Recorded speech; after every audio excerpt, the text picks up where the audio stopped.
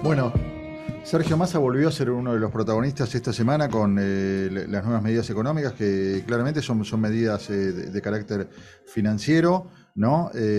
La obligación que decretó para los organismos públicos de vender su deuda en dólares y especificarla, que fue, de acuerdo a lo que supimos ayer, muy bien recibida por los banqueros, ¿no? Son cuestiones, la verdad que bastante técnicas, por ahí difíciles de entender para los que no somos economistas.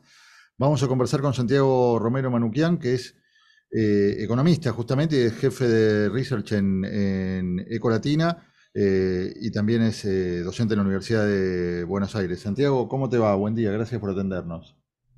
¿Qué tal? Buenos días. ¿Cómo están? Gracias por invitarme. Bueno, Santiago, ¿qué fue lo que pasó esta semana? Explícanos un poquito. Bueno, anoche recién salió el DNU que se estuvo anunciando durante todo el día de ayer y en la madrugada, te diría de anteayer también, había muchos rumores sobre qué medida podría tomar el gobierno en este sentido. Tuvimos, ayer recuerdan, en la mañana la reunión de masa con banqueros y otros actores del mercado para intentar instrumentar unas medidas que, como bien decían recién, tienen mucho técnico, pero uno podría decir que reflejan claramente las señales de fragilidad extrema que está viviendo el escenario económico actual que enfrenta el gobierno este año y de lo asustado que creo que está el gobierno respecto a las consecuencias que podría tener un salto abrupto del tipo de cambio, una fuerte devaluación que es la que está cada vez más a ver, más sobre tapete porque tenés un escenario de muy escasas reservas con las cuales ya comenzaste el año y fuiste perdiendo y seguís vendiendo a través del Banco Central dólares en el mercado cambiario y tienes una sequía que es histórica y que el gobierno se fue sorprendiendo cada vez más, como muchos de nosotros, cuando empezamos a ver que las proyecciones de cosecha se fueron deteriorando y que todavía no encuentran un piso y que este año el gobierno va a perder cerca de 20.000 millones de dólares de exportaciones agrícolas. Esto para que tengan una dimensión son cerca de 4 meses de importaciones. Como que te saquen de 1 a 4 meses de importaciones producto de un shock exógeno que el cual el gobierno no puede controlar demasiado. Entonces Son eso tiene 20 mil múltiples. millones, perdón, Santiago, son 20 mil millones menos que se exportan, de los cuales al Estado le hubieran tocado cuánto de esos 20 mil millones, digamos. Bueno, tiene múltiples impactos. Por ejemplo, uno de ellos que ya lo estamos viendo es que estás recaudando mucho menos por derechos de exportación. Entonces, eso en el déficit fiscal que vos tenés que ir reduciendo te está generando una complicación adicional, porque además el problema en sí mismo no es el déficit fiscal, sino el financiamiento. Y esta medida justamente que está tomando más apunta a intentar conseguir un poco más de financiamiento en pesos para cubrir ese déficit fiscal que se está viendo con dificultades para poder reducir de la manera en que se estaba reduciendo, porque tienes un impacto muy fuerte de la sequía y vas a tener una recesión económica, entonces vas a tener muchas dificultades para poder recaudar y cumplir con esa reducción del déficit fiscal que te está pidiendo el FMI, pero no solo el FMI, sino que vos tenés un programa financiero, es decir, un financiamiento que te está costando mucho cubrir porque hay un mercado que se muestra muy reticente a comprar títulos de deuda que venzan después de las elecciones. Entonces es un contexto muy complicado porque si vos no cubrís con ese financiamiento del mercado el déficit fiscal, tenés que ir a el Banco Central para que emita más, para comprar títulos de deuda en el mercado secundario que están siendo vendidos porque hay desconfianza, o para poder emitir directamente para asistir al Tesoro. Eso te genera mayor presión sobre la inflación y sobre la brecha cambiaria. Entonces, estas medidas buscan, por un lado, conseguir financiamiento para cubrir el déficit fiscal, como decía recién, Ujú. porque estos organismos del sector público se harían de pesos a través de la venta de estos bonos y podrían suscribir, eso ya lo sabemos efectivamente por lo que salió en el decreto, podían suscribir títulos del Tesoro, darle mayor financiamiento al Tesoro y de esta manera cubrir ese bache. Y en segundo lugar, el segundo objetivo es contener un poco la brecha cambiaria, porque cuando la brecha cambiaria se pega un salto, como ocurrió en julio del año pasado, eso te genera fuertes expectativas de que la devaluación es inminente y eso te genera un retraimiento de la oferta de divisas de los exportadores y una postergación perdón, sí, una postergación de las exportaciones, claramente, porque los exportadores ven que se va a evaluar en cualquier momento, entonces prefieren esperar, y un adelantamiento de las compras de los importadores. Entonces, te genera un descenso fuerte de la oferta de dólares y eso te acelera el paso hacia una devaluación. Entonces, Esta controlar la brecha semana, para el gobierno es importante. Esta semana hubo como algún rumor fuerte de que se iba a dividir el tipo de cambio, o digo, se iba a legislar, no sé si a legislar, pero sí iba a haber una decisión oficial que iba a desdoblar el tipo de cambio. De eso quedó en algo, eso, ¿qué tipo de impacto genera en la economía, en el funcionamiento?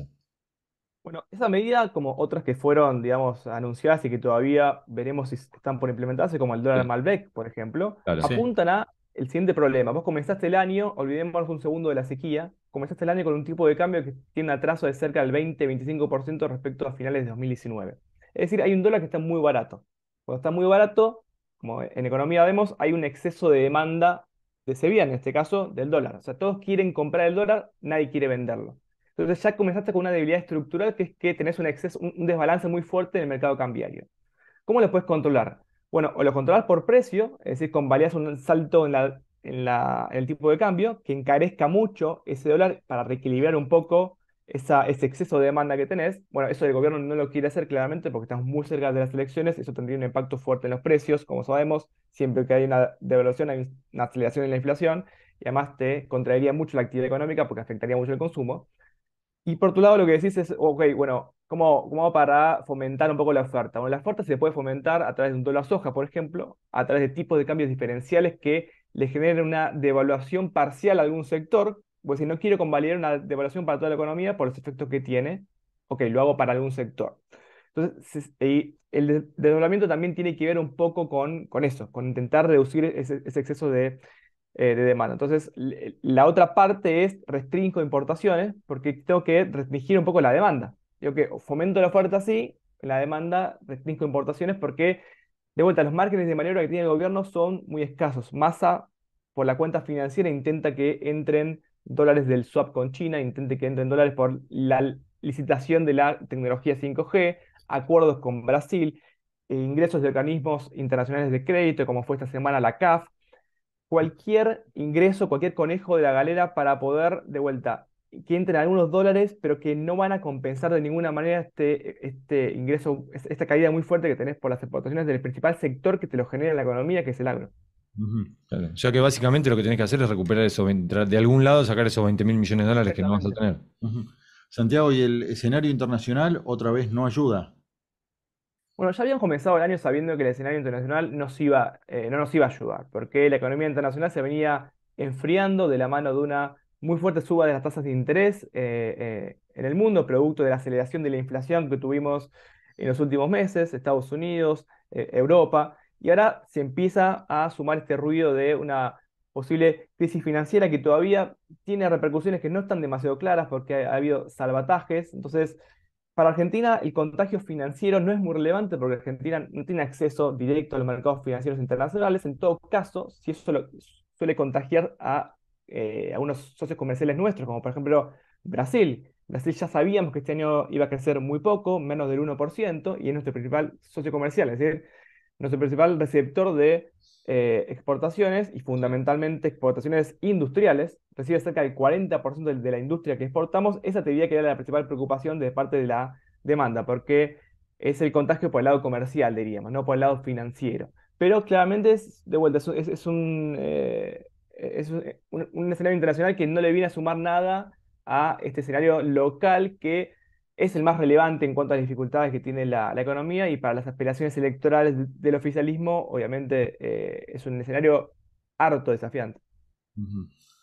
Esta situación que se está dando, digamos, que es que todo vos vas contando y da la sensación de que es muy difícil acertar en lo que hay que hacer, ¿es consecuencia un poco de otra demanda que se le hizo un poco siempre a este gobierno, que es esa ausencia de plan económico, de armar un plan determinado? Mira, yo te diría que, por supuesto que uno no puede obviar en el análisis el impacto de la sequía, que es un shock exógeno que Sí. no controla el gobierno directamente, así como tampoco controla la pandemia. Pero también siento que ha habido muchos errores de política económica y mucha procrastinación, como decimos, mucha postergación de Claro. decisiones que deberían haberse tomado y no se tomaron y hoy en día te pasa factura. Yo les comentaba recién, el atraso del tipo de cambio que estamos viviendo ahora, que te fomenta ese exceso de demanda, tuvo mucho que ver con que en 2021, en el marco de las elecciones legislativas, se atrasó muchísimo el tipo de cambio. Se volvió muy barato el tipo de cambio.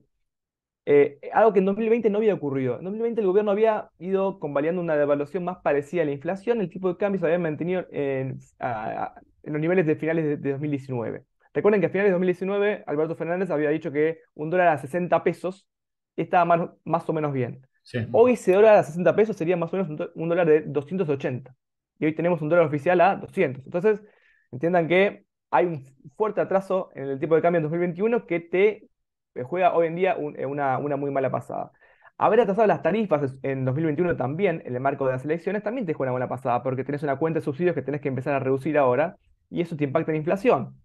Y si el gobierno quiere reducir la inflación, no es muy convincente que tengas expectativas de devaluación y con tarifas que se van a seguir ajustando y que vos puedas dar a entender que esa inflación se va a reducir. Entonces tenés de vuelta errores del pasado y una descoordinación de la política económica producto de esa crisis que terminó con la eyección de Martín Guzmán en julio del año pasado, que te impidió, digamos, a través de muchos errores forzados, tener una política económica racional que, de vuelta, aún en medio de los factores exógenos, te permitiera por lo menos encarrilarte hacia una economía un poco más estable en estos meses, que yo creo que te hubiese dado mucha más espalda para poder defenderte frente a estos impactos externos. Entonces, de vuelta, creo que hubo un poco de las dos cosas, pero que claramente la política económica ha cometido muchos errores, entonces Massa llegó, de alguna manera le puso fin a esa crisis política, ¿no? A esos cortocircuitos. Pero hoy en día el plan se le ha complicado mucho, porque si bien vemos que había, te diría, muchas políticas que van en la dirección correcta, los desequilibrios acumulados previos, más los shocks que estás viendo ahora, hacen que estés en un programa de intentar cualquier turbulencia de cara a las elecciones que tiene, en base a estas medidas, muchos impactos asociados, Mm. diría, errores que acumulaste y que ahora, de vuelta, por más que tomes las decisiones correctas, tienen Sí, es como tapar un parche y que te salga agua por otro lado, ¿no? Vendría a ser. exacto, eso quería decir, sí, exactamente. Ahora, Santiago, vos decís que Massa ha tomado muchas decisiones en la dirección correcta, pero lo condicionan los desequilibrios previos. Correcto. ¿Qué se puede esperar en ese sentido del nuevo gobierno que asuma en diciembre, ¿no? En cuanto a los Bueno, desequilibrios previos que lo van a condicionar, ¿no? exactamente, exactamente. Yo creo que el otro día hacíamos un análisis que comparaba lo que le quedaría a una próxima administración respecto a lo que ocurrió en 2015. Y va a haber, te diría, algunas ventajas y otras desventajas respecto a un plan económico nuevo que se pueda llegar a aplicar. Por ejemplo, es posible que el nuevo gobierno tenga mayor apoyo legislativo, ¿no? El gobierno de Macri cuando asume a finales de 2015 no lo tenía, eso creo que le impidió un poco avanzar más rápidamente con algunas políticas. Creo que el próximo gobierno puede ya tener mayor fortaleza en el Congreso y a la vez creo que hay una sociedad más abierta a ciertos cambios más, te dirías, de shock. Eso creo que lo vemos claramente con el apoyo a la candidatura, por ejemplo, de Milei o mismo de Bullrich. Y creo que por otro lado hay una sí debilidad ahí que Macri no tuvo, que ahora sí podría estar, y eso te condiciona también, que es que el acceso al financiamiento internacional va a estar muy vedado. El mercado internacional ya se quemó con Argentina, con todo lo que ocurrió con el gobierno anterior de Macri, y ahora esta vez financiarte políticas o financiarte un gradualismo fiscal no va a ser fácil. Entonces es probable que el próximo gobierno tenga que avanzar mucho más rápido en lo fiscal, pero al no tener ese financiamiento internacional, no creo que estén las condiciones dadas para lo que ocurrió en 2015, que es levantar el cepo cambiario de un día para el otro. Ujú. Que sabemos que obviamente tiene muchos impactos en la inflación, por supuesto, pero digo, creo que en el esquema tampoco va a estar. Entonces creo que vamos a ver algo distinto y algo más paulatino en lo cambiario y más rápido en lo fiscal, una combinación distinta, con mayor apoyo legislativo, que es lo que tuvimos en 2015. Pero claramente terminamos con una inflación mucho más elevada, el doble de lo que teníamos Sí. en aquel momento y más inestable. Eso obviamente te va a complicar mucho. Y con una situación social mucho más compleja. Tenemos una pobreza que aún sin haber tenido un salto del tipo de cambio, que era lo que típicamente te aceleraba la inflación, tenemos una pobreza en torno al 40%. Entonces, es una situación social muy estremecedora cuando uno piensa en lo Sí. que se viene hacia adelante, que va a ser muy difícil que con las medidas que se tomen la inflación se reduzca rápidamente, porque siempre suele haber una aceleración previa a la moderación. Entonces, bueno, va a ser claramente muy desafiante. Nos lo Esa- preguntamos, perdóname, la semana Dale. pasada, hablando con un colega tuyo, digamos, siempre nos comparábamos con Europa y nuestro trazo. Ahora no podemos ni compararnos con los países de la región, ¿no? Porque decíamos, no sé, nuestros países vecinos tienen inflación, pero es una inflación obviamente más controlada y parecen económicamente más saludables que nosotros. ¿Cuál es la razón y cómo se sale? ¿Cómo podemos equilibrarnos? Creo que esto tiene que ver con políticas de largo plazo, ¿no? Estamos viviendo constantemente al día y, bueno, muchas de estas decisiones que se están tomando recientemente, como la que se comunicó ahora con el DNU, Mm. son medidas que apuntan a llevar calma en el corto plazo, pero a veces hipotecando el largo plazo. Yo creo que es un conjunto de medidas, un programa económico que necesariamente tiene que trascender a una sola administración, porque acá tenemos una dificultad, ¿no? Tenemos elecciones cada 2 años y hay muchas decisiones que se toman pensando en los próximos 2 años y no en los próximos 5, en los próximos 10. Mientras no podemos romper con esa dinámica y que haya, por ejemplo, una mayor autonomía del Banco Central, como ocurrió en países como Perú, que suelen Perú, tener sí. crisis políticas que sabemos son Terrible. muy agudas, pero donde Sí, la crisis económica no se da en la misma medida porque no hay un contagio político económico como acá hay. En Argentina la economía política es la que hace pensar que, de vuelta, como tuvimos la crisis política el año pasado, había una crisis económica asociada y ahora tenemos una crisis económica que también te condiciona lo político, porque tenemos un país que tampoco está acostumbrado a administrar un país a través de coaliciones que gobiernan, porque hay muchas diferencias y esas diferencias, si se zanjaran, bueno, no habría demasiado problema, pero no ocurre.